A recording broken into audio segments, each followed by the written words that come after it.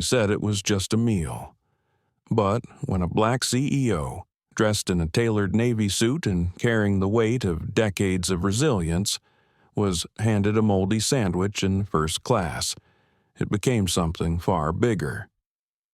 Marcus Ellison boarded Flight 238 expecting nothing more than a few hours of quiet before his next meeting. Instead, he was met with a deliberate insult served on a tray and wrapped in a smile that wasn't a smile at all. What the crew didn't know was that Marcus wasn't just another passenger. He was a man with the power, the patience, and the plan to turn this moment of humiliation into a turning point for an entire industry. What happened after that first bite was caught on camera. What happened behind closed doors changed the rules for thousands of flights to come. But was it justice or just damage control? And how far would Marcus be willing to go when the fight left the cabin and moved into the boardroom? Stay with us, because this isn't just a story about one man on one plane. It's about every quiet injustice that's ever been ignored, until someone refuses to look away. Like, share, and subscribe so you don't miss what happens next. The hum of the engines filled the cabin, steady and unchanging, a white noise that wrapped around the passengers like a heavy blanket. Marcus Ellison sat in seat 14C, laptop open, scanning the last few slides of a presentation he would deliver in Atlanta that afternoon. His fingers moved with the slow precision of someone who had been through countless board meetings, mergers, and high-stakes negotiations.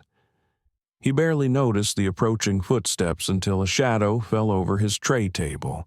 "Here's your lunch," said Patricia Monroe, her voice carrying that carefully cultivated tone some flight attendants used when they wanted to sound polite but didn't care to be. She set down a plastic tray with a sharp clatter. The sandwich on it was unmistakably bad, the bread curled at the edges, pale green spots of mold blooming across its surface like something abandoned in the back of a refrigerator. Patricia didn't move away. She stood there, arms folded, gaze sweeping him from head to toe. Her eyes paused on his dark jeans and open-collar shirt, the blazer folded neatly over the empty seat beside him. "I figure your kind can't afford anything better anyway," she added, the corner of her mouth curling in a half-smile that wasn't friendly. Marcus looked up from his laptop, his expression unchanged. Around him, conversations faltered. The man in 13B lowered his newspaper. 2 rows behind, a teenage girl leaned forward, a phone half hidden in her hand. He glanced down at the sandwich. The mold was so obvious it almost looked deliberate. "Interesting," he said quietly, as if noting a data point in a report. He reached for his napkin, lifting one corner of the bread. The green fuzz clung to it like soft velvet. Patricia raised one eyebrow. "Is there a problem?" "Sir?" She said "sir," the way someone might say a foreign word they didn't quite like. The hum of the cabin seemed to hush.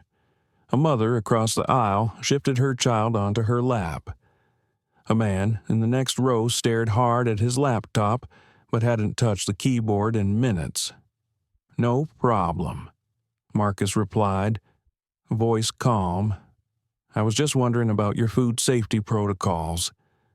Patricia's lips pressed together, but only for a second. "Well, maybe if you'd flown first class, you'd get first-class treatment," she said, glancing at his seat assignment like it proved something. "Economy passengers get economy service." From 2 rows back, the teenager Alyssa Jordan unlocked her phone completely. Her thumb hovered over the Go Live button on Instagram. She'd seen discrimination before, but never like this. Patricia leaned slightly closer to Marcus. "Some people think they deserve special treatment everywhere they go," Her voice rose just enough for nearby passengers to hear. Her gaze slid across the rows as if searching for allies. Alyssa tapped the screen.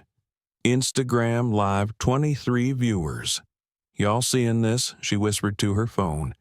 Comments began appearing immediately. "OMG. Is this real? Get her name tag. This is messed up." Marcus reached into his leather briefcase, fingers brushing past documents in a slim black wallet. A metal card caught the light for a second before he closed the wallet again. He placed it neatly on the tray beside the sandwich, but didn't open it. "Flight attendant," he said evenly. "May I have your full name?" "Please." Patricia tapped the badge pinned to her uniform. "Patricia Monroe," she replied, her smile edging toward smug. "Feel free to complain to customer service. I'm sure they'll be very interested in your concerns." The word was almost spit out. Alyssa's viewer count jumped to 48. Screenshots began appearing in her DMs. Someone had already shared the feed to Twitter. The head flight attendant, Megan Torres, approached. Her posture was professional, her tone practiced. "Is everything all right here?" Marcus gestured toward the tray. "Your colleague served me this," he said simply. "I'm trying to determine if this is standard service." Megan glanced at Patricia, who lifted one shoulder in a half shrug. "He's been difficult since boarding," Patricia said smoothly. Marcus felt the cabin shift, not physically, but socially. He'd seen it before the moment authority decided to align itself without questioning the facts. "I'm not unhappy," Marcus said softly, cutting into Patricia's narrative. "I'm documenting." Something flickered in Megan's eyes, but before she could speak, Patricia's voice cut through again. "He's probably going to post some angry review online. You know how they are." Alyssa's viewers jumped to 93. Comments scrolled too fast to read. Did she just say "This man is calm as hell. Record everything"? Marcus made a mental note of the exact time. He'd been keeping track since the sandwich hit the tray. The businessman in 13B slowly reached for his phone, pressing a button without looking. Audio recording activated. Patricia stepped back, satisfied with the impression she thought she'd left.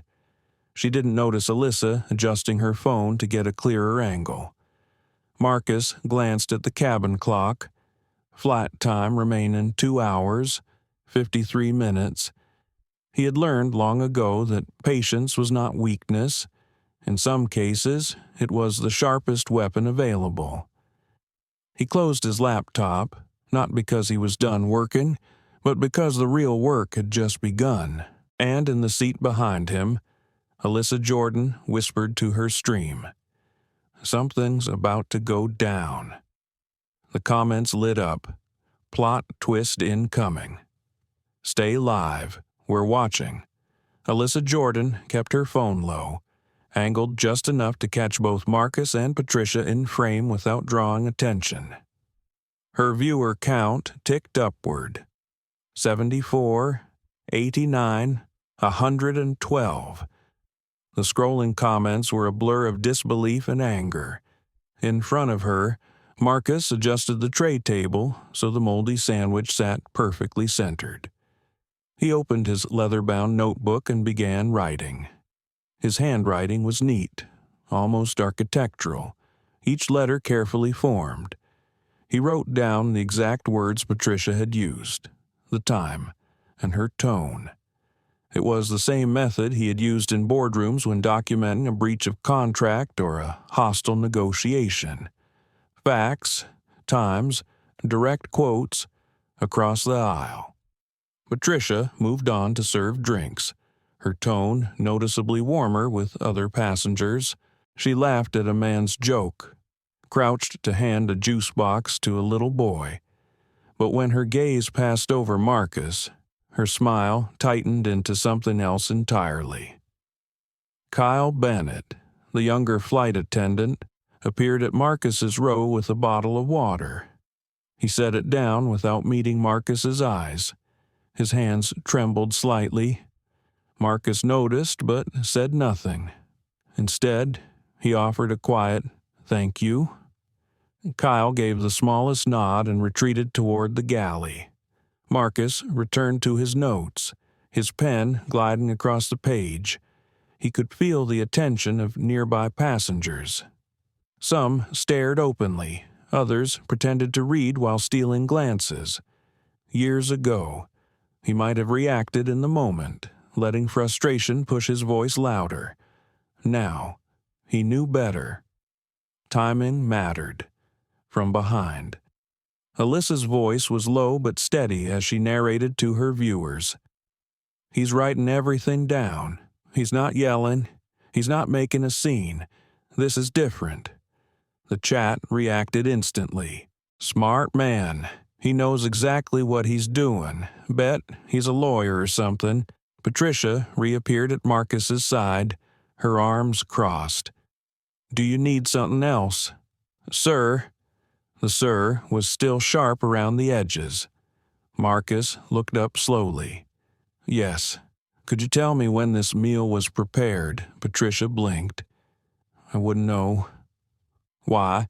Because I believe serving moldy food might violate both health regulations and your airline's own safety policies."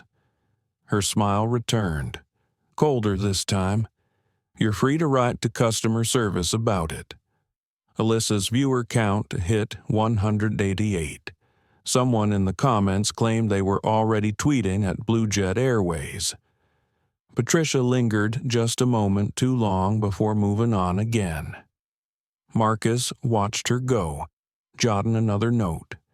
He glanced toward the galley where Megan Torres stood, tapping something into the small tablet all head flight attendants carried. When their eyes met, Megan's expression was neutral, but she didn't approach. Marcus leaned back in his seat, closing his eyes briefly. In the quiet behind his eyelids, he could feel the weight of every similar moment he had endured over the years, the meetings where his ideas were dismissed until repeated by someone else. The looks from hotel staff who assumed he couldn't possibly be the guest in the suite. Each time, the sting had faded, but the memory had not. It was all stored somewhere inside him. Each incident a small ember waiting for the right wind.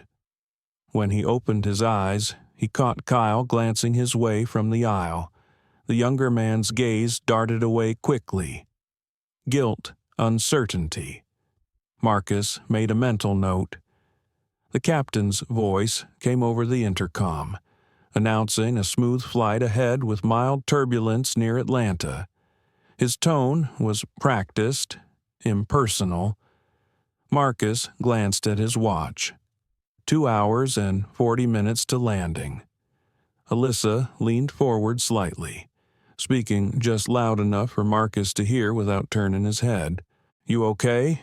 "I'm fine," Marcus said, his voice calm but deliberate. "Thank you for asking." She nodded, then went back to her phone. The chat had started sharing the stream link widely now. Viewers 243. Patricia passed by again, collecting trash from other passengers.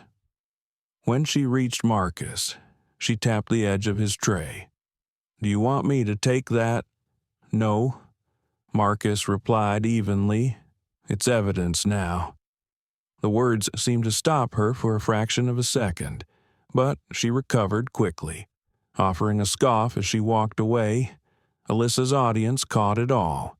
"He said it's evidence. This is getting good. She's in trouble and doesn't know it yet."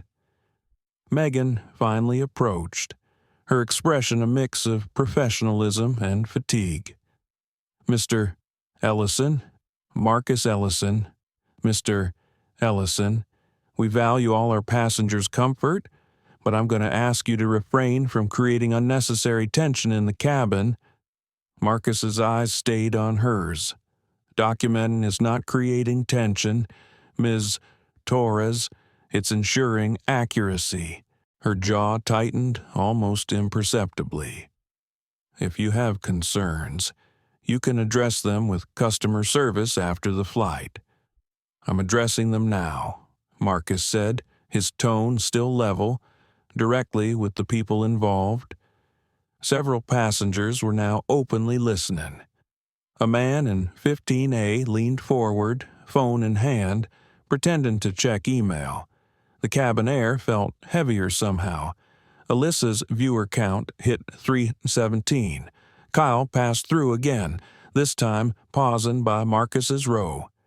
"Can I get you anything else?" he asked, his voice quieter than before. "No, thank you," Marcus replied. "You've been polite." Kyle gave a quick nod before moving on. Patricia watched the exchange from a few rows away, her expression unreadable. The businessman in 13B. Marcus noticed now he had a name tag clipped to his briefcase. David Huang shifted slightly toward Marcus. In a low voice, he said, "You're handling this well." Marcus inclined his head in acknowledgement. "It's not my first time." David's brows lifted slightly, but he didn't press. Instead, he adjusted his phone so the microphone pointed backward. Patricia returned yet again, this time standing a little too close. "Is there something about our service today that you feel is targeted?" Alyssa's phone caught Marcus's slow, deliberate nod. "Yes." The chat erupted. "He said it. She's done. This is going viral." Patricia gave a small, tight laugh and stepped away, but the moment lingered in the air like static. Marcus wrote another note, his pen scratching softly against the paper. 2 hours and 38 minutes to landing. Plenty of time. Alyssa Jordan's phone felt warm in her hands now. Her live stream viewer count had climbed past 400 and showed no sign of slowing. The scrolling comments were a current of outrage and encouragement, some asking for names, others urging her to keep filming. She shifted slightly in her seat so her camera had an unobstructed angle toward Marcus and the aisle. Patricia Monroe moved down the cabin with her service cart, flashing polite smiles at other passengers. With each interaction, her tone was pleasant, even warm. When she reached Marcus's row again, the warmth cooled instantly. She placed a plastic cup of water on his tray, the moldy sandwich still sitting there untouched, and said, "Thought you might need this." Marcus regarded the cup for a moment before lifting it and setting it on the far side of the tray, away from his notes. He didn't speak. His silence seemed to bother Patricia more than any sharp remark could have. Megan Torres emerged from the galley, scanning the cabin. Her eyes found Patricia, and with a quick motion of her chin, she beckoned her toward the galley. The two disappeared behind the curtain, their low voices muffled by the drone of the engines. Alyssa leaned forward, straining to hear, but all she could catch were fragments: passenger, complaints, social media. Kyle Bennett passed by, collecting trash. He hesitated at Marcus's row, his gaze flicking toward the galley. "They're talking about you," he said quietly, just enough for Marcus to hear. "I assumed as much." Marcus replied, not looking up from his notebook. "They think you're trying to make trouble," Kyle added, his tone conflicted. "I'm not saying you are, just that's how they're framing it." Marcus finally looked at him. "And what do you think?" Kyle hesitated, then gave a small shake of his head before moving on. Alyssa caught the exchange on her stream. The comments erupted. "That younger guy looks nervous. He knows something's wrong. This whole crew is about to get exposed." The curtain to the galley shifted, and Megan reappeared with Patricia at her side. They approached Marcus's row together. Megan's professional mask was firmly in place. "Mr. Ellison," Megan began, "we've discussed your concerns, and we want to assure you that our service meets airline standards. If you're unhappy with the meal provided, we can offer you an alternative once available." Marcus set down his pen and looked at her evenly. "I'm not unhappy with the meal. I'm concerned about the fact that a moldy sandwich was served at all." Patricia crossed her arms. "It's just a sandwich. Things happen." Marcus's gaze didn't leave Megan's. Things happen when systems fail, and systems fail when people stop caring enough to check them. A few passengers glanced over their shoulders. The businessman in 13B, David Huang, angled his phone slightly higher. Alyssa's viewer count hit 632. The comments were flying now. "He's calm, but you can hear the edge in his voice. They're underestimating him so bad." "Post this on Twitter now." Patricia's smirk deepened, as if she thought she had the upper hand. "Well, if you feel that strongly, I'm sure our customer service team will be happy to address it after we land." Marcus tilted his head slightly. "Why would I wait until after landing to address something happening right now?" Megan shifted her weight. "Because that's our process. That's your process for avoiding accountability." Marcus replied, his voice still calm. "My process is documenting in real time." For a moment, Megan had no reply. Patricia, however, let out a small laugh that drew attention from nearby rows. Alyssa's chat was lighting up again. "He's dismantling them with words." The other one laughed. "Bad move. This is getting worse for them." Marcus reopened his notebook and began writing again. He noted the time, 2 hours and 28 minutes to landing, and wrote down their exact words. Patricia muttered something under her breath as they stepped away. Something that Alyssa's microphone barely picked up, always playing the victim. The comments exploded. She said, "Playing the victim. This is textbook discrimination. Tag the news stations." Kyle appeared again, slower this time, as if debating whether to stop. He glanced at Marcus's notes and then at the sandwich. "I'm sorry," he murmured. "I didn't prepare it. I didn't even see it before she served it." "I know," Marcus said softly, "but you saw it after, and you see what's happening now." Kyle swallowed hard, then nodded and walked away. Alyssa's viewer count passed 750. She adjusted her phone angle, catching Marcus in profile, his expression composed, eyes steady on the page. In the galley, Patricia and Megan were talking again, voices low. Megan's tablet beeped softly an incoming message from the crew communication system. She glanced at it, frowned, and turned the screen away from Patricia. David Huang leaned closer to Marcus. "I've been recording audio since she first spoke to you," he said under his breath. Marcus looked at him for a moment, then nodded. "Good. Keep it rolling." Patricia passed through the aisle again, pretending to check overhead bins. When she reached Marcus, she paused. "Do you think writing in your little notebook is going to get you somewhere?" "It already has," Marcus said without looking up. Alyssa's stream was now pushing 800 viewers. Someone in the comments claimed the hashtag #UBlueJetBias was trending in Chicago. Megan returned to Marcus's row, her tone clipped. "Mr. Ellison, for the comfort of all passengers, I'm going to have to ask you to stop engaging with the crew in this manner." Marcus met her eyes again. "Documenting misconduct is not engaging in misconduct."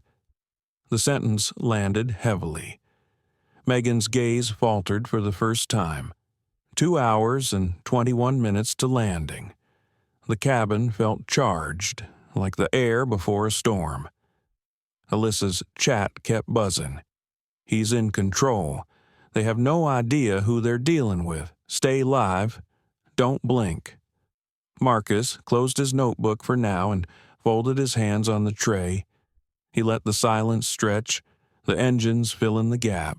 Every second of it was being broadcast far beyond row 14. The curtain to the galley swung open again, and Patricia strode out first, her chin high, her expression one of manufactured authority. Megan followed, her face unreadable, but her steps decisive. They stopped beside Marcus's row as if preparing to deliver a joint statement. "Mr. Ellison," Megan began, her tone carrying the weight of someone who had made up her mind before speaking. "Our crew is responsible for maintaining order in the cabin. Your ongoing confrontation with our staff is making that difficult." Marcus didn't look up immediately. He finished the sentence he was writing in his notebook, closed it with quiet precision, and then met her gaze. "You've mistaken documentation for confrontation."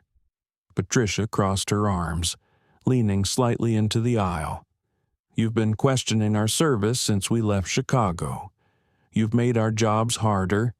David Huang, still in 13B, glanced over his shoulder, his phone angled just enough to catch their faces. Alyssa Jordan's live stream feed zoomed slightly, catching Patricia's posture, Megan's tight expression, and Marcus's calm composure. "You served me a sandwich with visible mold," Marcus said evenly. "Then you implied my seat class justifies substandard treatment. Those are facts, not feelings." A few rows up.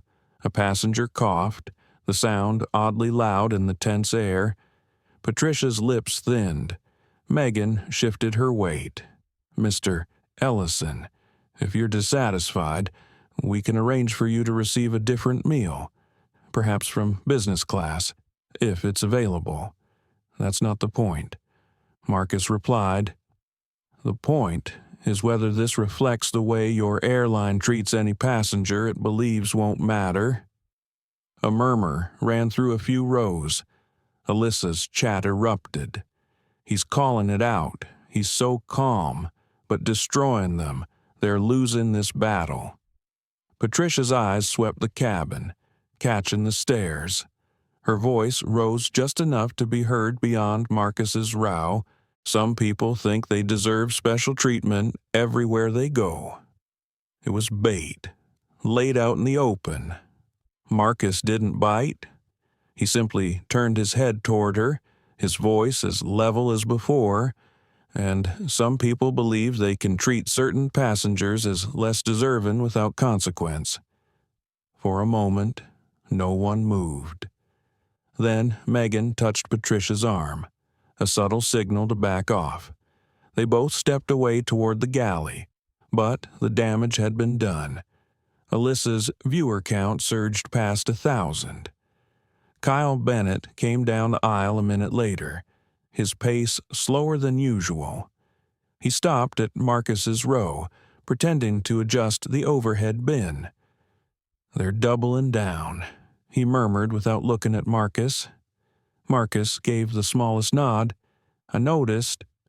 Kyle hesitated, glancing toward the galley. "I don't agree with what's happening." "That matters," Marcus said quietly, "even if you don't say it out loud yet." Kyle swallowed, gave a quick nod, and moved on. Alyssa caught the exchange and her chat lit up again. "The younger guy is on his side. He's trapped, though. This is deeper than just a bad sandwich." The intercom chimed softly as Megan's voice came over the speakers. "Ladies and gentlemen, we remind you that all passengers must follow crew instructions at all times for the safety and comfort of everyone on board." Marcus recognized the move instantly, framed him as a potential problem to the entire cabin. He kept his expression neutral, but inside, the calculation shifted. This was no longer about a single crew member's attitude. This was becoming an institutional reflex. David Huang turned slightly in his seat again. "They're trying to build a case against you." "Yes," Marcus replied under his breath, "which means they don't realize they're building a case for me. 2 hours and 13 minutes to landing." Patricia reappeared, pushing a small cart. She stopped at Marcus's row without meeting his eyes and set down a different sandwich wrapped in clear plastic. "Compliments of the cabin," she said flatly.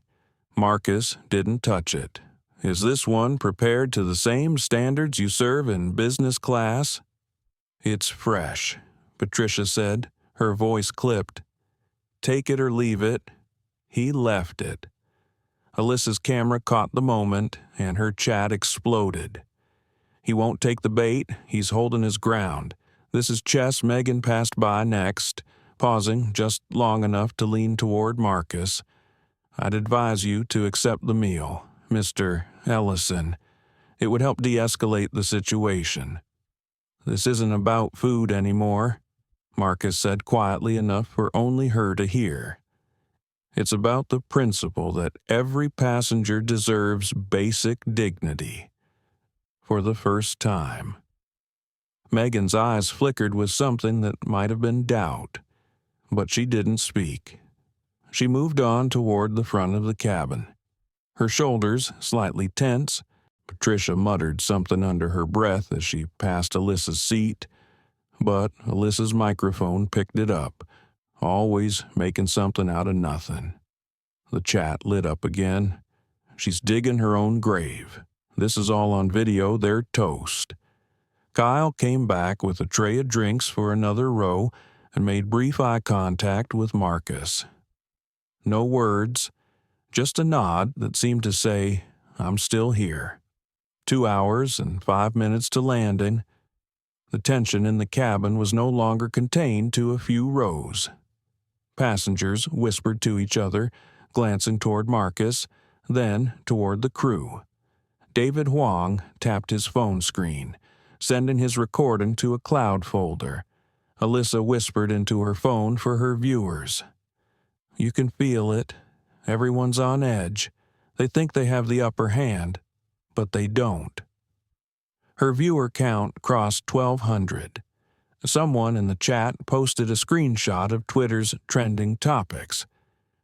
Blue Jet bias was number 3 in Chicago and climbing. Marcus sat back in his seat.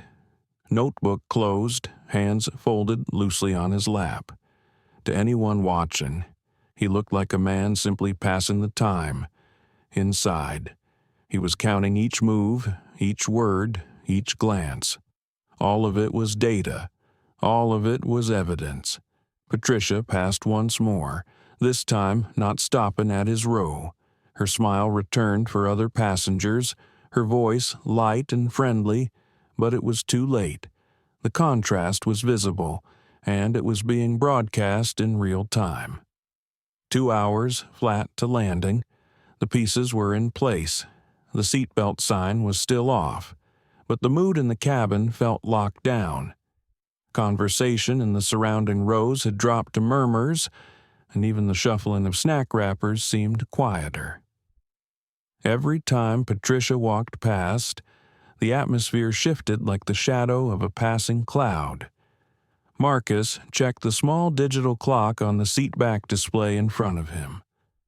1 hour and 58 minutes to landing. In a corporate boardroom, 2 hours was enough to turn an entire negotiation. On a plane, it could change the trajectory of someone's career and, if handled right, a company's future. Alyssa's phone vibrated in her hand from the constant flood of new viewers. She was over 1,500 now.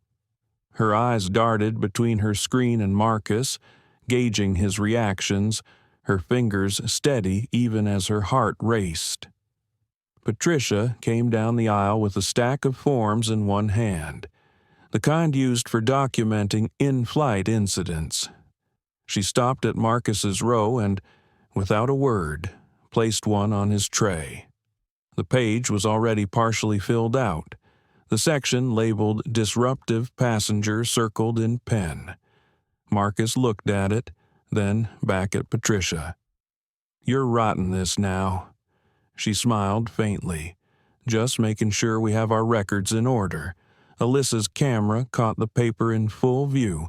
Her chat exploded. "They're setting him up. She's framing him. This is insane." Marcus kept his voice even. "Records are important. I'm keeping mine too." Patricia didn't answer. She turned away, moving up the aisle as if the conversation had already ended. Megan followed her a moment later, speaking briefly into her crew radio, her eyes scanning the cabin as she walked. David Huang leaned toward Marcus again. "They're putting it in writing now, trying to get ahead of whatever you're building." Marcus gave the smallest smile. "They're documenting the wrong thing." From behind, Alyssa whispered into her phone, "This isn't just about what's happening here. He's planning something bigger." Kyle appeared with a tray of sodas for another row, but he slowed as he reached Marcus. His voice was low. "She told Megan you've been making the crew uncomfortable since boarding." "Interesting," Marcus said, not looking up from his notes. "Uncomfortable how she didn't say. Just that you've been challenging their authority." Marcus finally looked at him. Authority doesn't exempt someone from accountability. Kyle nodded faintly before moving on. His jaw was tight, like someone holding back words they wanted to say. 1 hour and 50 minutes to landing. Patricia passed by again, pretending to check on overhead bins. When she stopped near Marcus's row, her tone was casual, almost conversational. "You know, it would be a lot easier if you just enjoyed the rest of your flight." Marcus closed his notebook, his gaze steady.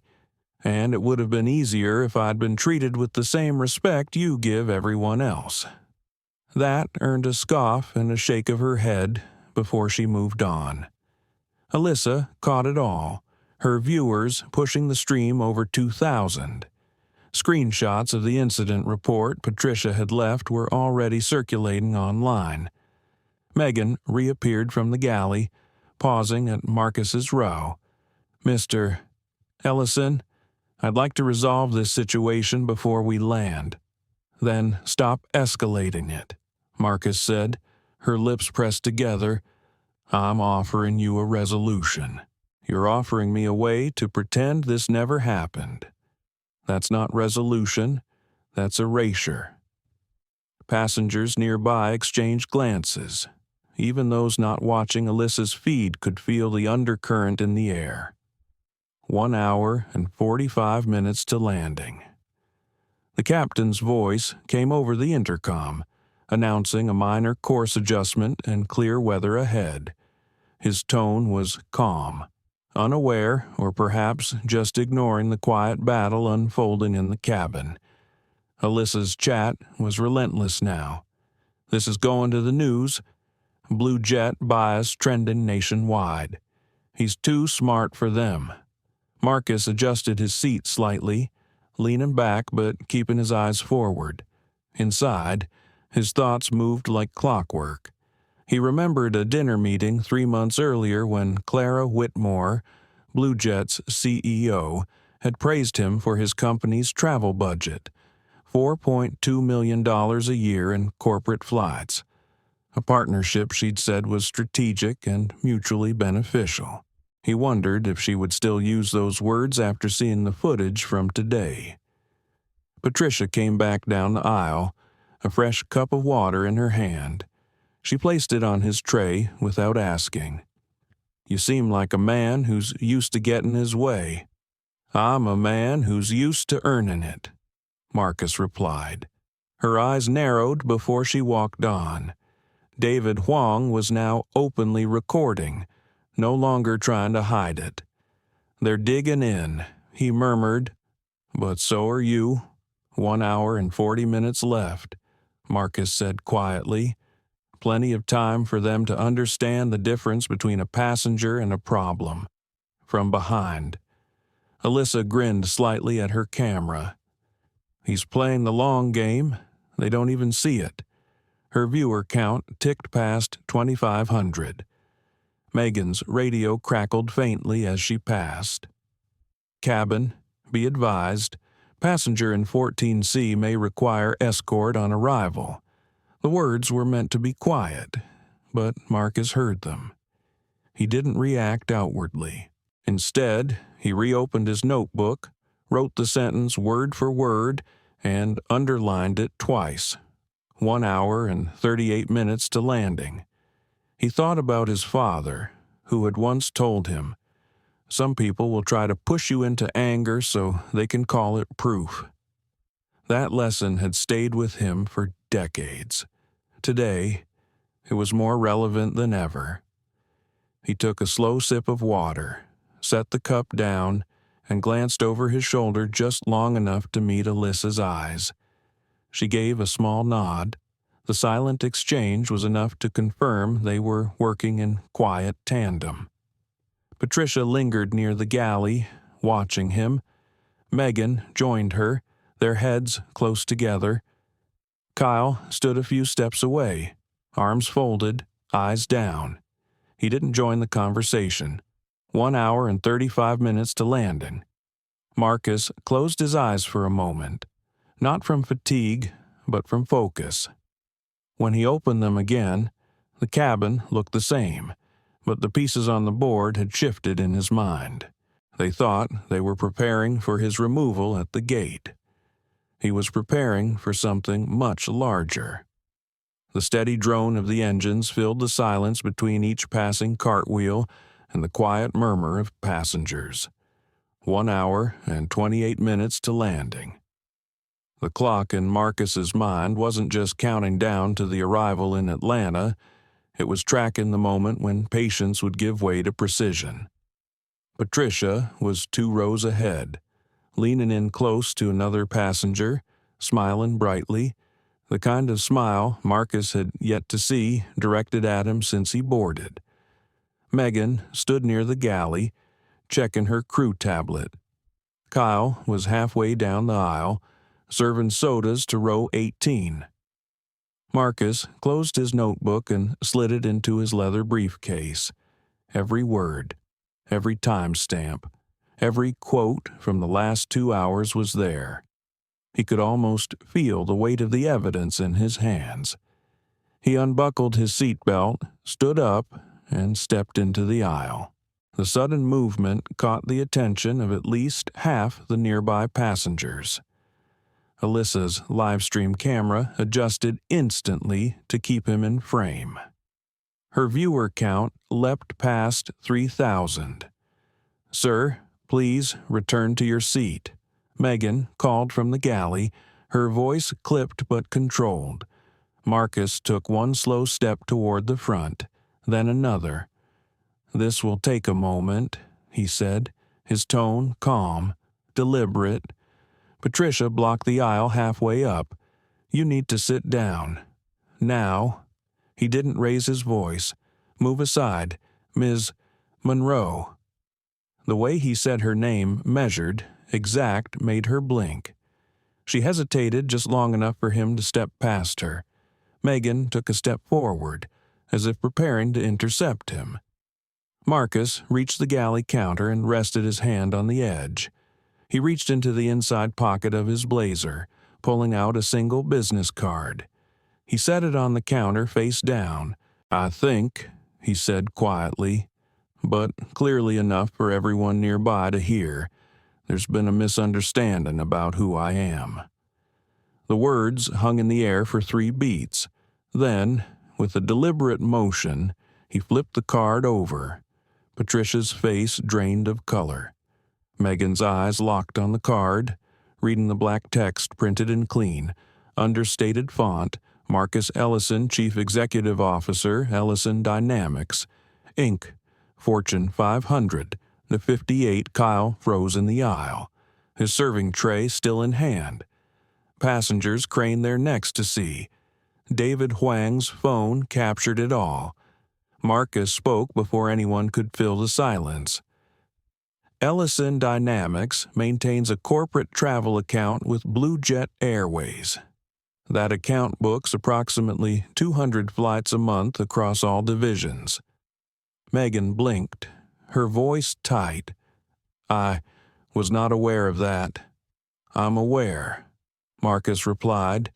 It represents over $4 million a year in revenue for your airline. Roughly 20% of the business travel volume through your Chicago hub. The shift in the air was immediate. Even passengers who hadn't been paying attention earlier were now watching intently. Alyssa's chat went wild. He's a CEO. This just flipped completely. They're in deep trouble. Patricia's mouth opened, then closed again. She stepped back half a pace, her earlier confidence evaporating. Marcus reached into his briefcase again and pulled out a sleek tablet. With a few swipes, he opened a presentation. Your airline is a vendor partner for my company. As such, our agreements include strict clauses about service quality and a zero-tolerance policy for discriminatory behavior. Megan's eyes flickered toward Patricia, then back to Marcus. I understand. No, Marcus said calmly. You don't. If you understood, we wouldn't be having this conversation. The galley was utterly still except for the low hum of the engines. Passengers leaned in from their seats, phones raised discreetly, or not so discreetly to record. 1 hour and 22 minutes to landing. Marcus turned the tablet toward Megan and Patricia, showing a slide that outlined key contract terms. Section 12.4. Vendor Discrimination Protocol. Any documented incident of discriminatory behavior triggers immediate review and potential termination of the vendor contract. Kyle set down his serving tray on an empty seat and stepped closer, his voice low. You're saying this could cancel your company's entire account. With Blue Jet, I'm saying, Marcus replied without looking away from Megan, that this could cancel more than that. Ellison Dynamics travel recommendations influence at least a dozen other Fortune 500 companies. The ripple effect could be significant. Patricia's fingers gripped the edge of the counter. If I had known Marcus cut her off gently but firmly, if you had known what that discriminating against a passenger might have consequences, that the value of someone's business or status changes how you treat them because that's exactly the problem. Megan swallowed hard. Mr.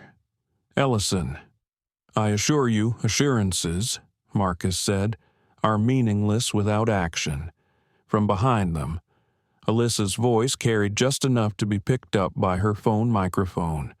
Over 4,000 people are watching this live right now. Patricia's eyes darted toward the rows of passengers, realizing just how many phones were aimed at her. Megan's composure wavered. Marcus set the tablet on the counter, the slide still visible. This isn't about a sandwich anymore. This is about the systems you operate under, the culture you enforce, and the people you choose to protect. 1 hour and 19 minutes to landing. The intercom beeped softly.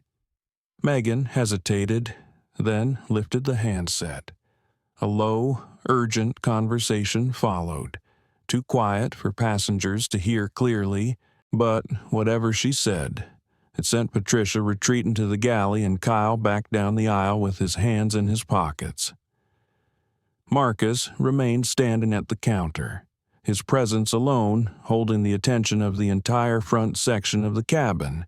He picked up his business card and slid it back into his blazer pocket. This, he said, tapping the tablet screen, isn't the conversation you thought you were having. It's the one you've been avoiding for years. When he returned to his seat, the quiet that followed was heavier than anything that had come before. Alyssa's viewer count was still climbing, and the hashtag Blue Jet Bias had just broken into the national trending list, 1 hour and 17 minutes to landing. The hum of the engines felt louder now, like a soundtrack under every breath in the cabin.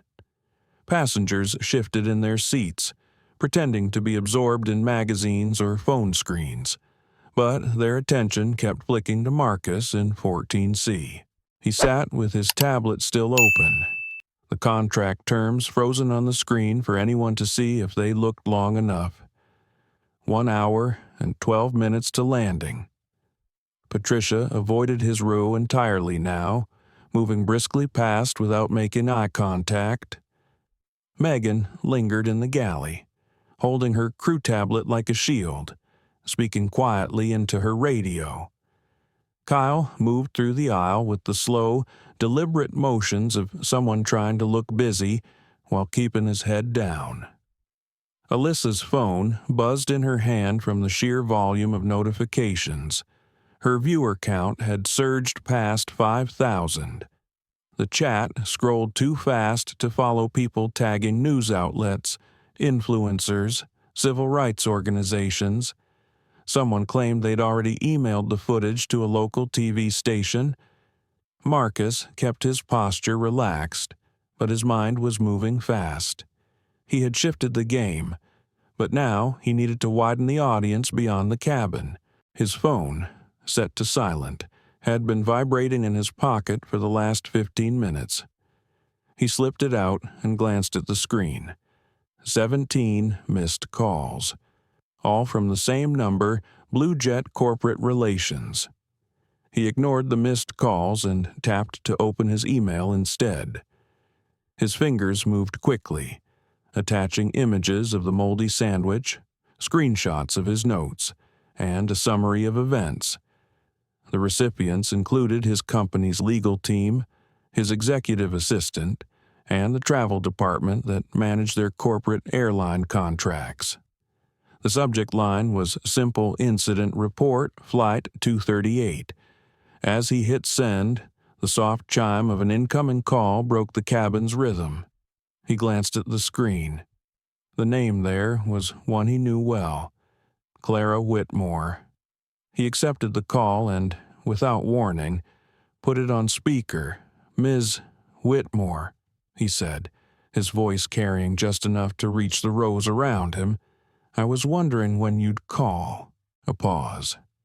Then Clara's voice filled the air, crisp and unmistakably authoritative. "Mr. Ellison, I've been informed of an incident aboard your flight. I want to personally apologize for what you've experienced." Heads turned. Even Patricia froze in place halfway down the aisle. Marcus leaned back in his seat. "I appreciate the apology. I assume you've been watching the live stream?" "I have," Clara said, her tone tightening. "Our crisis management team flagged it the moment it started trending. This behavior is unacceptable, and I intend to take immediate action." Alyssa's eyes widened as she mouthed to her phone, "That's the airline CEO." The chat went wild. Marcus's tone stayed calm. "Immediate action is a start, but I'm less interested in apologies and more interested in accountability. I understand." Clara replied, "The crew involved will be removed from duty upon landing, pending a full investigation. We will—" Marcus interrupted softly. "That's not enough." There was a beat of silence on the line. "What would you consider enough?" Marcus reached for his tablet and swiped to a new slide in his presentation. Systemic changes. Zero tolerance for discriminatory behavior. Independent oversight for passenger complaints. Real-time feedback mechanisms. Quarterly training that actually measures change, not just checks a box. Several passengers exchanged glances. Patricia looked down at her hands. Megan stood frozen, her eyes fixed on the tablet screen. Clara's voice was steady but cautious. "Those are significant reforms. Implementing them across our operations will take time." Marcus didn't hesitate. "You implemented discrimination in seconds.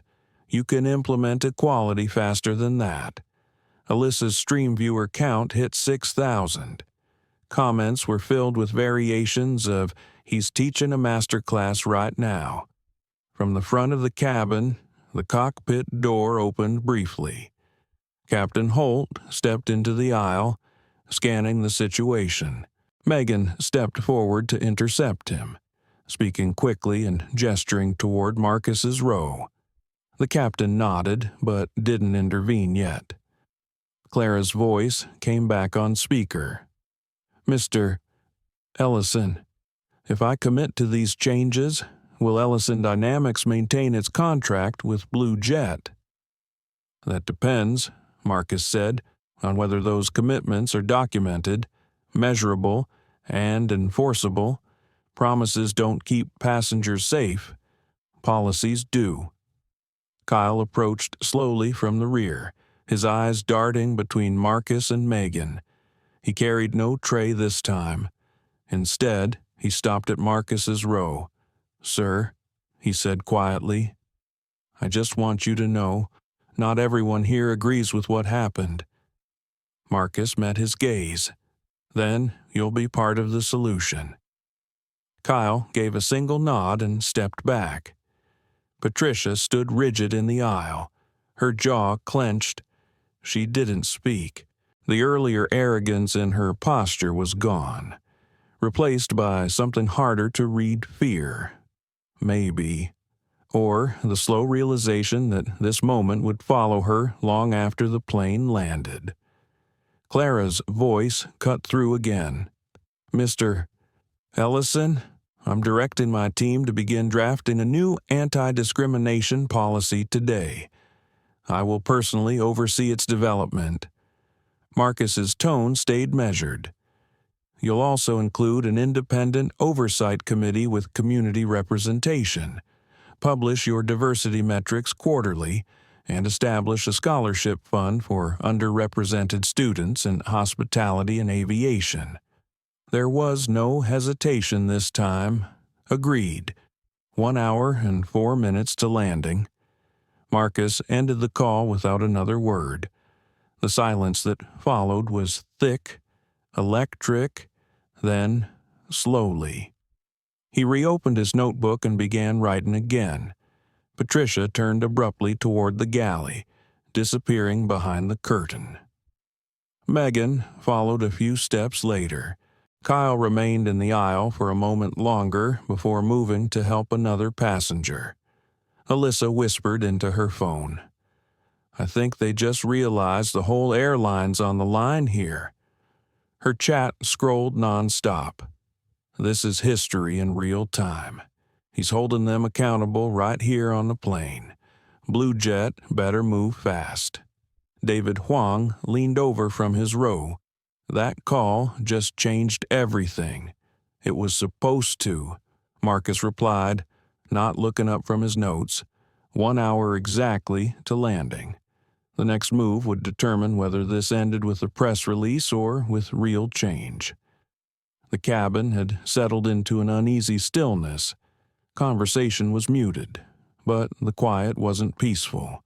It was heavy, like the air before a summer storm. Even the engines seemed to hum lower, as if aware of the tension coursing through the rows. 58 minutes to landing. Marcus sat with his notebook open again, but he wasn't writing. His pen hovered over the page while his thoughts moved elsewhere.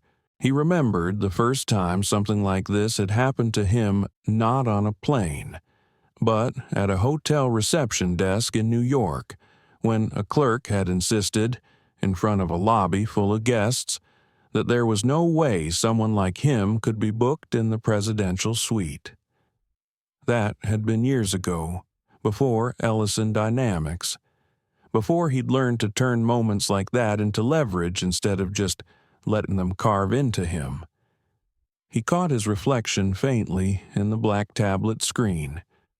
Calm eyes, steady posture. but he could still feel the faint ache of every time he had swallowed his pride to avoid making a scene. This time was different. He wasn't here to protect himself. He was here to change something bigger. Kyle Bennett moved quietly up the aisle, a bottle of water in hand, pausing beside Marcus's row. "Here," he said softly, setting it down. "I know you already have some, but figured it couldn't hurt." Marcus looked up at him. "You don't have to put yourself in the middle of this." Kyle glanced toward the galley, where Patricia stood with her back to them, speaking to Megan in low, tense tones. "I already am. I saw the sandwich before she brought it to you. I should have said something then." "Why didn't you?" Marcus asked, his voice without accusation. Kyle's eyes dropped. "Fear, I guess.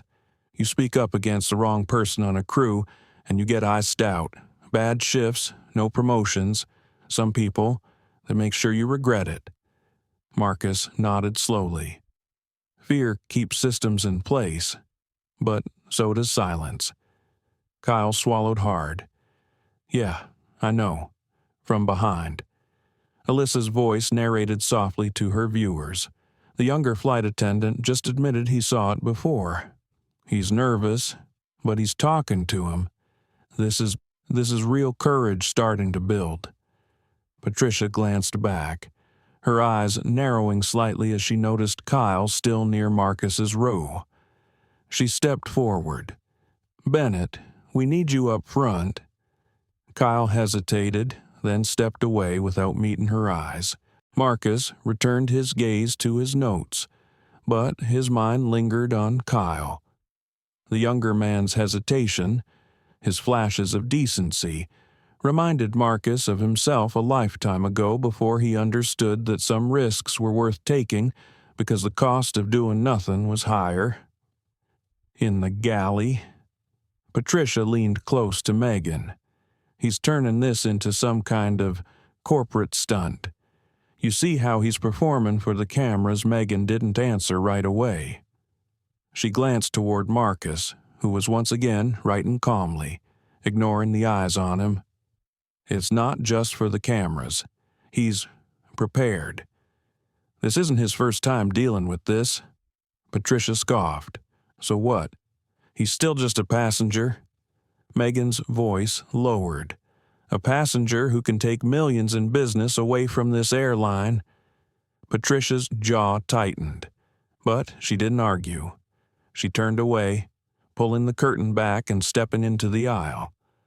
Her movements were sharper now, each step carrying a stiffness that betrayed her fraying composure. She passed Marcus's row without speaking, but the thought gnawed at her. Somewhere beneath the defensiveness and pride, a quieter voice had begun to whisper that maybe she'd gone too far. It wasn't a voice she wanted to hear, so she drowned it in routine collecting trash, checking seat belts, forcing smiles at other passengers. 48 minutes to landing. Alyssa's viewer count climbed past 7,000. She spoke to the camera in a low, deliberate voice. "This isn't just about a bad meal. It's about how quickly people in power assume they can get away with treating someone differently based on how they look, or where they're sitting, or what they think they know about them." Marcus heard her words but didn't turn. He wanted her to keep speaking her truth without feeling self-conscious. David Huang leaned over again. "They're cracking. You can see it." Marcus's pen didn't stop moving. "Cracks are how light gets in." From the front of the cabin, Megan approached. She stopped at his row, her tone more measured than before. "Mr. Ellison, I want to be honest. This isn't how I wanted this flight to go." Marcus looked up at her. "Then why didn't you stop it?" Her eyes flicked briefly toward Patricia. "Because I didn't think it would go this far." "It always goes this far for someone," Marcus said quietly. It just usually happens where no one's watching.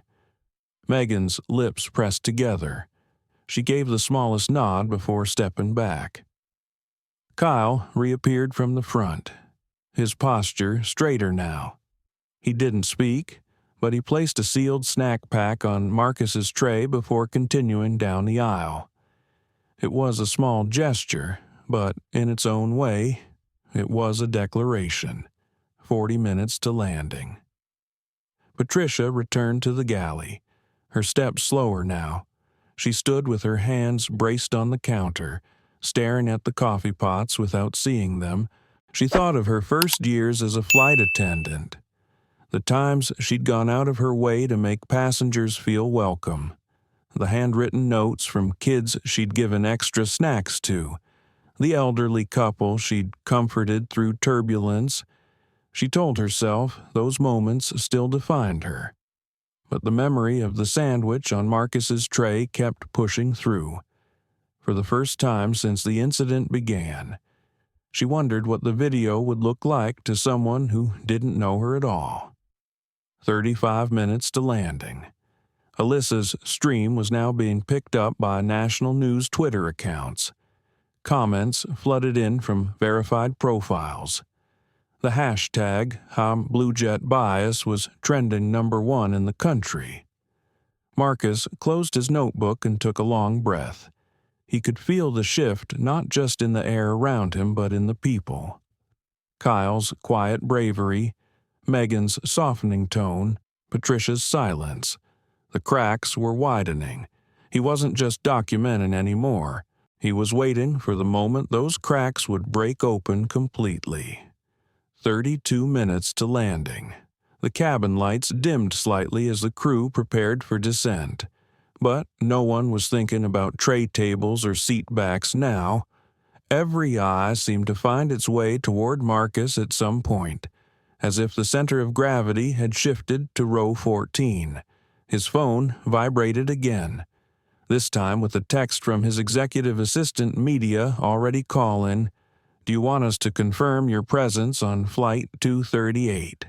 He typed back a single word, "Yes." Then he closed his eyes for a moment, not to rest, but to gather the precision he would need for what came next. When he opened them, Megan was standing just a few feet away. She looked tired. "Mr. Ellison, Ms. Whitmore would like to speak with you again before we land. She's asked that we use the crew intercom." Marcus nodded once. "Fine, but I want everyone to hear it." She hesitated. "Everyone." "Yes," he said, his voice calm but leaving no room for debate. "You've got a cabin full of witnesses. Let's make this conversation part of the record." Patricia's head appeared from the galley curtain, her eyes narrowing. Megan walked forward, picking up the intercom handset near the forward galley, pressing a series of buttons. After a brief exchange, she handed it toward Marcus. He took it, holding the handset like a gavel. "Clara," he said evenly, "you're on speaker to the entire cabin." Her voice came through, steady and warm, but edged with steel. "Understood. Marcus, I've reviewed the footage and spoken to my operations team. We're ready to address your concerns. I'm not here for concerns," Marcus said. "I'm here for solutions, and I'm going to list them for you now." Passengers leaned forward in their seats, phones tilted toward the aisle. Alyssa's livestream viewer count climbed past 8,000. Marcus stood, turning slightly so his voice carried without shouting. "1. Mandatory anti-bias and cultural competency training for all Blue Jet crew members, repeated quarterly, and evaluated by independent auditors. Not the in-house slideshows you've been recycling for years." Clara's voice came back without hesitation. "Agreed. 2. An independent oversight board for passenger complaints, with authority to make binding recommendations. Half of that board will be community representatives with no financial ties to the airline. Agreed. 3 public quarterly reports on diversity metrics, hiring practices, and passenger complaint resolutions. There was a short pause before she replied. Agreed. 4. A zero-tolerance policy for discriminatory behavior, with clear consequences. That means termination, not retraining, when an incident is documented. Agreed. Patricia's jaw clenched so tight her cheek twitched. 5. A scholarship fund, funded by Blue Jet profits, to support underrepresented students entering hospitality and aviation fields. Starting amount $1 million. A beat of silence. Agreed. The cabin was completely still except for the occasional rustle of someone shifting in their seat. Marcus continued. 6 real-time passenger feedback channels monitored by an independent team, not just internal customer service. That means if someone is mistreated, it doesn't get buried in a database, it gets action within hours. Agreed. 7. Retroactive review of all passenger complaints from the last 5 years involving allegations of discrimination, with a public report of findings and actions taken. Agreed. He let the silence hang for a moment. 8. An official apology issued publicly, naming this incident for what it was. Not a misunderstanding, not a training opportunity, discrimination. Her answer came without pause. Agreed. Finally, 9. Full removal of the crew members responsible for any Blue Jet flight operations, effective immediately. There was a pause, but not a long one. Agreed. The weight of the moment pressed down on every seat in the cabin. Patricia stood frozen, her lips parting just slightly as if she might speak, then closing again. Megan's face was unreadable, but her grip on her crew tablet tightened. Kyle stood near row 16, his eyes steady on Marcus. Marcus lowered the handset slightly, but didn't end the call. You've agreed to all of these, Clara, and I'll tell you what will happen if any one of these is not implemented. Ellison Dynamics will terminate its contract.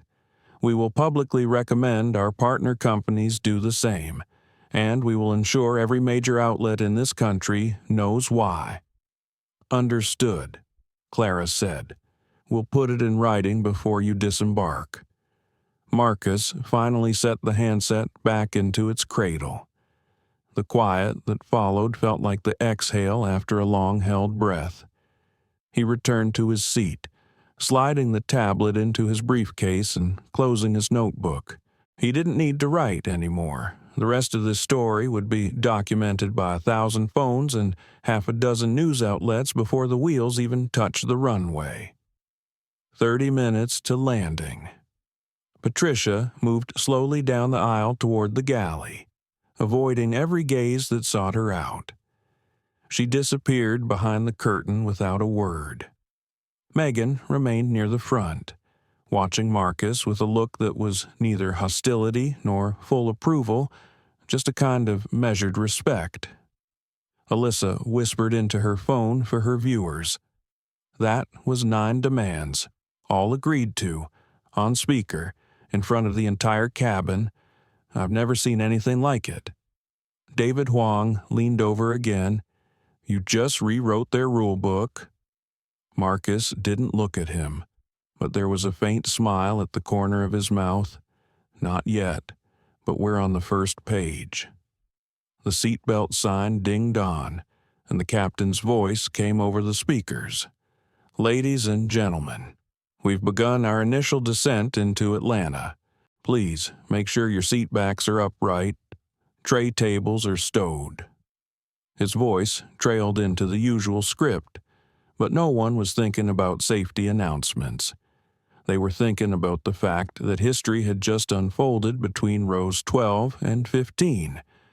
As Marcus buckled his seatbelt, he could feel the shift in the air, not just the descent, but the gravity of what had been set in motion. The rest would be follow-through, and follow-through was where most people failed. He didn't plan on failing. The wheels touched the runway with a jolt that ran through every passenger's spine. Outside, Atlanta's skyline shimmered in the afternoon haze, but inside the cabin, the air felt like a tightly coiled spring. Seatbelt buckles clicked open prematurely, earning a curt announcement from the captain to remain seated until the aircraft reached the gate. Marcus stayed still, hands resting lightly on his briefcase. He wasn't in a hurry to leave, not because he wanted to prolong the flight, but because he knew the real performance was about to begin on the ground. The in-flight stage had been contained. Once the doors opened, there would be cameras, microphones, and a flood of people trying to steer the narrative. From the forward galley, Patricia emerged, her hair pinned perfectly but her expression showing fine cracks. She moved down the aisle slowly, collecting stray cups and napkins. She didn't glance at Marcus, but her posture was tighter, like someone bracing for impact. Megan followed behind her, but when she reached Marcus's row, she paused. "Mr. Ellison," she said quietly, "there's a team waiting at the gate. Corporate, media, maybe security. Just thought you'd want to know." Marcus nodded once. "I expected as much." She hesitated. "For what it's worth, I think this needed to happen." Her eyes flickered toward Patricia, who was now avoiding both of them. Marcus read the hesitation in Megan's tone, the faint suggestion of someone reevaluating their part in the story.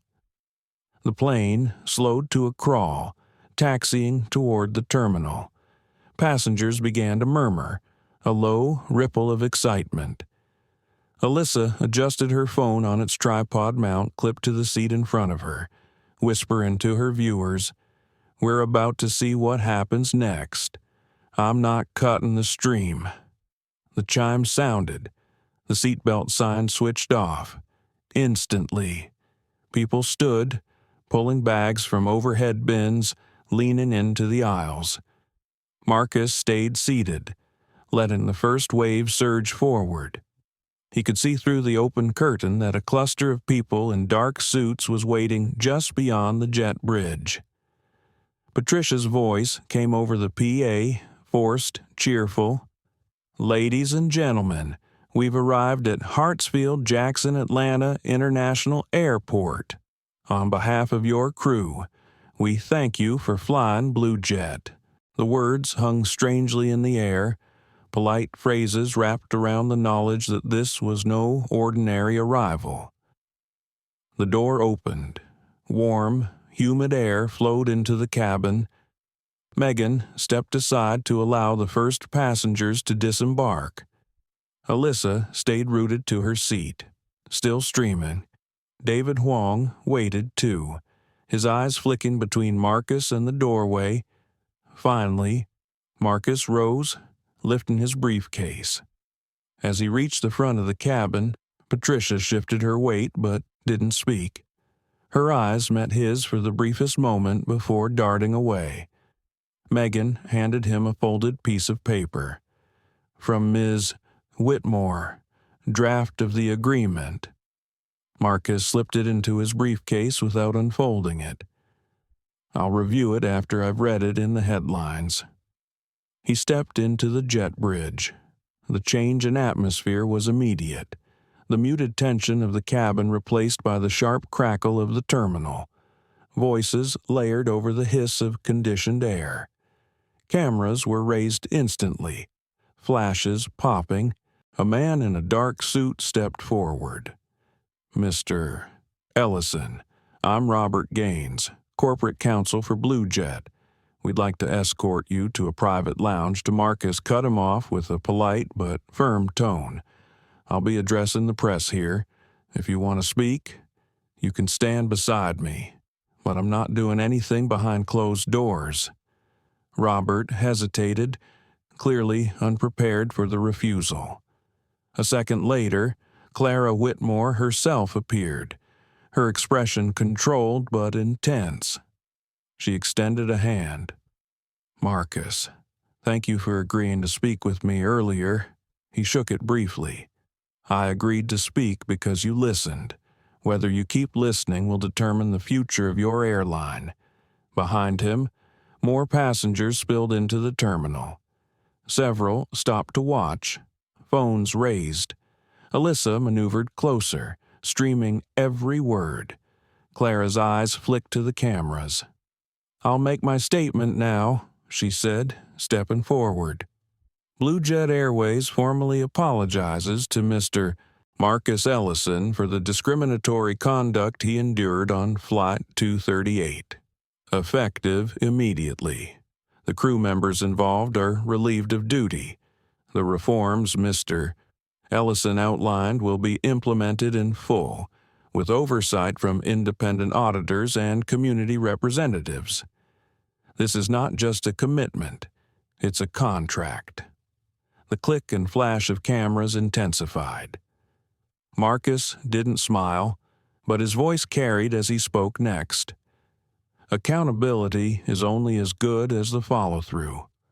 I expect to see each step of this contract honored, and I'll be watching. The terminal seemed to pause around them. Then questions began to fly from reporters. How much was the contract worth? Whether Blue Jet feared a boycott, whether other airlines would face similar scrutiny. Marcus answered only one. This was never about the size of a contract. It's about the cost of looking the other way. Clara's team closed ranks around her, guiding her toward a side corridor. Robert Gaines tried once more to usher Marcus away, but he moved instead toward the exit, where a black sedan waited. As he reached the curb, Marcus looked back toward the gate. Through the glass, he could see Patricia standing just inside the jet bridge, arms crossed tightly. For a moment, their eyes met again. There was no anger in his, just a steady look that seemed to say, "I hope you learn from this." She turned away first. Marcus stepped into the car. The door closed, muffling the terminal's noise. The driver pulled into the flow of traffic in his lap. Marcus opened the folded paper Megan had given him. The demands were listed exactly as he had spoken them, signed by Clara Whitmore. He slid the paper back into his briefcase and leaned his head against the seat. The city outside blurred into streaks of light. He knew this was only the first chapter. The real work, the kind that didn't make headlines, was ahead. But, for the first time in a long time, he felt the weight of the fight shift just slightly in his favor. The sedan's ride through Atlanta was smooth, but Marcus barely noticed the skyline shifting outside his window. His mind was already on the boardrooms he knew were in chaos, somewhere inside Blue Jet headquarters. Clara's inner circle was scrambling damage control calls to investors, emergency memos to staff, risk assessments flying between departments. He'd been in those rooms before, just never on the receiving end. His phone buzzed. It was an email from his communications director with a single line, trending MER 1 in the U.S., Lever 3 globally. Broadcast networks already running your statement on a loop. Attached was a screenshot of multiple news headlines. All variations of Blue Jet CEO agrees to sweeping reforms after in-flight discrimination incident. Marcus stared at the screen for a moment before closing it. Public perception was a weapon, but it wasn't the war. The real battle was keeping the momentum when the news cycle moved on. He leaned back, letting his thoughts drift to an older memory. 15 years earlier, before Ellison Dynamics existed. He'd been flying economy on a red-eye, dressed in a hoodie and jeans after a long day pitching to skeptical investors. A flight attendant had skipped him twice during beverage service, even serving the rouse behind him before finally tossing a cup of water onto his tray without a word. He hadn't spoken up. Back then, he didn't think anyone would listen. Now, he wasn't sure if speaking up was enough. The point was to make it impossible for silence to remain the default. The sedan pulled into the underground parking of a midtown hotel. Inside, the concierge greeted him with the kind of warmth reserved for high-profile guests, but Marcus kept his smile small.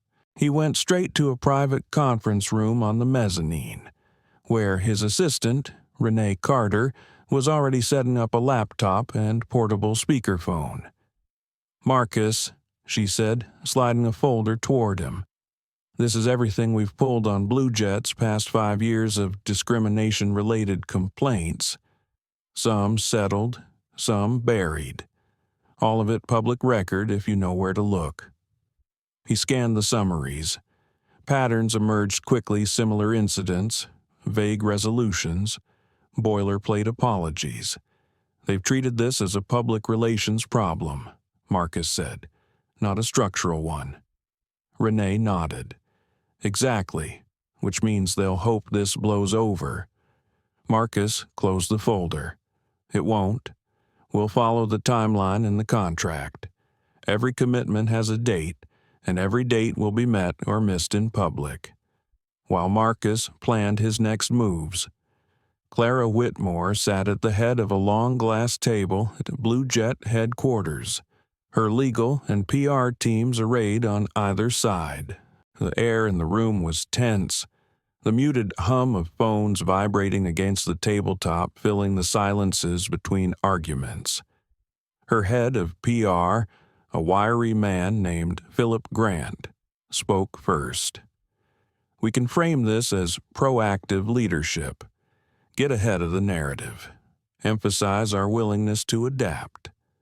Her general counsel, a sharp-eyed woman named Janine Porter, shook her head.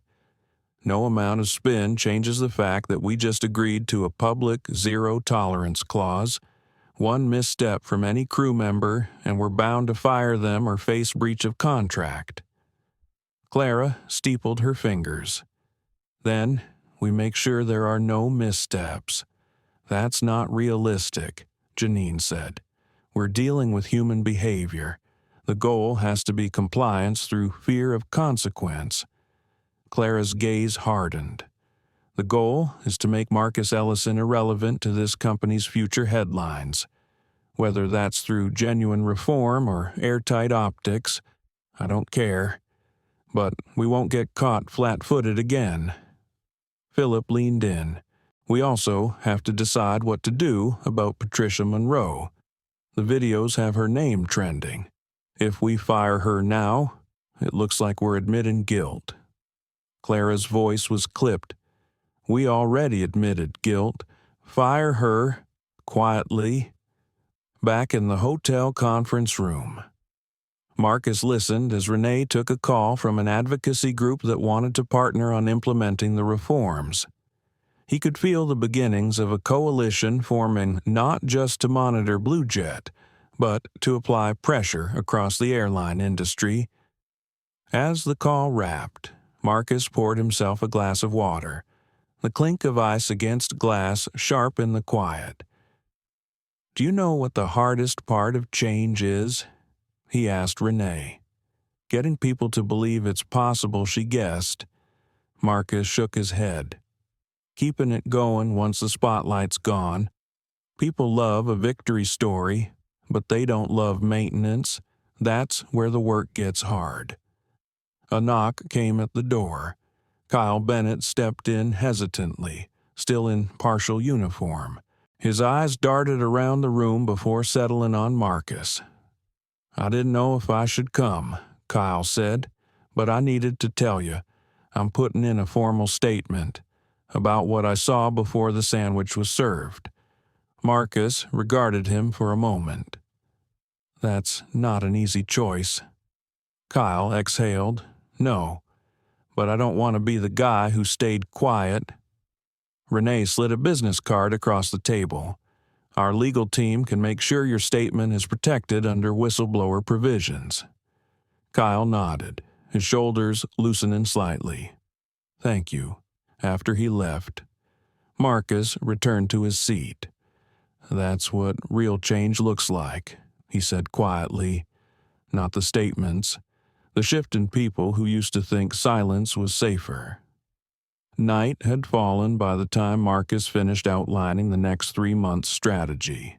As he looked over the plan, he realized the irony this entire incident, sparked by something as petty as a moldy sandwich, had become a lever large enough to move corporate policy, public discourse, and maybe even the culture of an entire industry. And yet, beneath the strategic satisfaction, there was still that old ache, the knowledge that for every Marcus Ellison who could fight back, there were countless others who couldn't. That thought, more than any headline, kept him at the table long after Renee had left for the night.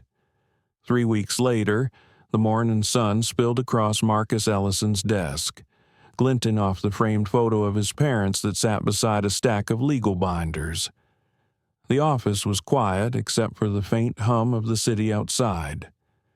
A thick envelope lay unopened in front of him, the Blue Jet logo embossed in silver on the flap. He had been expecting it. The first quarterly update, mandated in the contract, detailing the progress on every reform he'd listed mid-flight. Marcus opened it carefully, sliding the documents free. The tone was formal, corporate, but as he read, he noticed something unusual: specificity. Training schedules were attached. The oversight board had already been appointed, with names he recognized from advocacy groups and community organizations. The scholarship fund had been launched, its first recipient set to be announced within weeks. Still, Marcus read with a skeptic's eye. Reports could be dressed up to look like compliance while hiding the rot underneath. He would wait for independent audits before letting himself believe the change was real. His phone buzzed. It was Renee, patching in from a conference in D.C. "I've just gotten confirmation," she said. "2 other airlines are adopting similar policies. They're calling it the Ellison Protocol." Marcus allowed himself a brief pause, a deep inhale. The name didn't matter. The ripple effect did. That's good news, but we stay on them. Public commitment is one thing, quiet backsliding is another. Later that afternoon, Marcus walked into the conference hall at Ellison Dynamics headquarters. A town hall meeting was in progress. His employees gathered to hear updates not just about business, but about the cultural work the company was beginning to take on. He stepped up to the podium, notes in hand, but didn't look down at them. "Some of you have asked why I spent so much energy on one airline's conduct," he began. "The truth is, it was never just about one airline. It was about the idea that dignity is negotiable, that you have to be the right person in the right clothes, in the right seat, to be treated like a human being." He let the words breathe, scanning the room. "We fight that idea by refusing to let it hide. We fight it in public, in private, in the policies we set, and in the examples we choose to follow. That's what this company stands for, and that's what I stand for." Applause rose, not thunderous but steady, the kind that came from people who understood the weight behind the words. After the meeting, Marcus returned to his office to find an email from Kyle Bennett.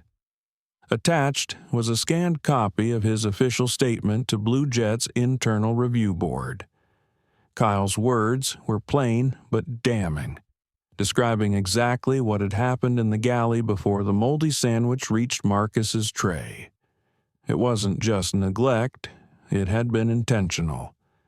Marcus read the statement twice, Then he picked up the phone and called Renee. Get this to the oversight board, and thank Kyle personally. People need to know there's a way forward when they decide to speak. That evening, Marcus attended a public panel on corporate responsibility in the travel industry. Clara Whitmore was there too, taking her place on stage with a poise that only partly masked the lingering sting of what had happened. When it was her turn to speak, she addressed the reforms head-on, even crediting Marcus by name. "We were wrong," Clara said to the packed audience, "not just in what happened on Flight 238, but in how we allowed a culture to persist that made it possible. Change is hard, but we're doing it not because we got caught, but because getting caught forced us to see ourselves clearly." Marcus listened without expression, but inside, he recognized the shift. Whether or not Clara's motivations were pure didn't matter as much as the fact that the culture at Blue Jet was now moving in a direction it couldn't easily reverse. When the panel ended, they shook hands. No photographers, no media sound bites, just a brief exchange between two people who had both been changed by the same event. On the ride home, Marcus gazed out at the passing lights of the city. His mind went back to that first moment on the plane. The weight of the tray in front of him, the smell of food that had no place in first class, and the quiet insult beneath it. How small it had seemed at first, how quickly it had revealed itself as something much larger. He thought about the passengers on that flight, the ones who spoke up, the ones who stayed silent, the ones who recorded and streamed it for the world to see. All of them, knowingly or not, had been part of the shift. At home, he set his briefcase down and poured a glass of water. The city was quiet now, the day's noise giving way to the faint hum of streetlights and the occasional car passing by. He looked at the documents from Blue Jet one more time before placing them in his safe. Some battles ended when the papers were signed. Others required watchfulness for years. This one, he knew, was the second kind, but he was ready for it. Standing at the window, Marcus let the silence settle. Somewhere in the distance, a plane ascended into the night sky, its lights blinking against the darkness. For a moment, he imagined the passengers inside strangers, each with their own lives, stories, and private battles moving forward without knowing they were, in some small way, protected by what had happened on Flight 238. He didn't smile, but his shoulders eased, and his breathing slowed. It wasn't victory, but it was progress, and for now, that was enough. A moldy sandwich on a white tray. That's all it took to reveal the cracks in a system built to favor some and diminish others. Marcus Ellison didn't raise his voice. He raised the standard, and in doing so, proved that quiet, relentless action can change the rules for everyone who comes after. This story isn't just about first class or one airline's mistake. It's about the moments we all witness, where dignity is tested and respect is optional. It's about choosing to act, even when it's easier to turn away. We should celebrate those who use their influence to protect others and call out those who hide prejudice behind a uniform or a smile. Because justice doesn't live in apologies. It lives in accountability. If this story moved you, let it be more than a moment. Let it be a reminder to see, to speak, to act. Because the seat you saved today might be someone else's tomorrow. Like, share, and subscribe to our channel so we can keep bringing you stories that challenge, inspire, and demand better from the world we share. And remember, every flight, every room, every space should belong to all of us.